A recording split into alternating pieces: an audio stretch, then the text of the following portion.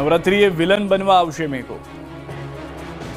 ગુજરાતમાં ચોમાસાના વિદાયની શરૂઆત થઈ ગઈ છે। 4થી વધુ જિલ્લામાં ચોમાસું વિદાય લઈ રહ્યું છે।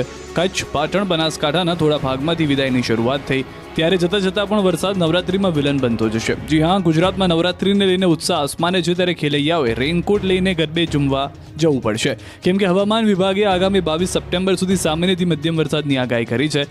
હવામાન વિભાગનું માનીએ તો નવરાત્રિમાં કચ્છ, બનાસકાંઠા, સાબરકાંઠા અને પાટણ બાદ કરતા તમામ જિલ્લાઓમાં ગુજરાતમાં વરસાદ પડી શકે છે। સમી તાલુકાના ખેતરોમાં હજુ પાણી નહીં ઓસરતા ખેડૂતો રડ્યા।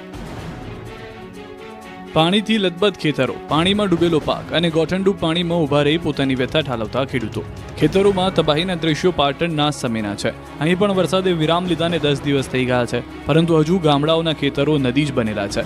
હજારો વીઘા જમીનમાં પાક પાણીમાં ડૂબેલો છે। મહામહેનતે તૈયાર કરેલો પાકનો ખાત્મો થતાં ખેડૂતોને રડવાનો વારો આવ્યો છે। જે હાથે પાકનું ખુશીથી વાવેતર કર્યું હતું, તે જ હાથે ભારે હૈયે પાકને ઉખેડવો પડી રહ્યો છે, જેના કારણે ખેડૂતો સરકાર પાસે માંગ કરી રહ્યા છે કે સમી પંથકમાં સર્વે કરી ખેડૂતોને પાક નુકસાનીની સહાય ચૂકવે।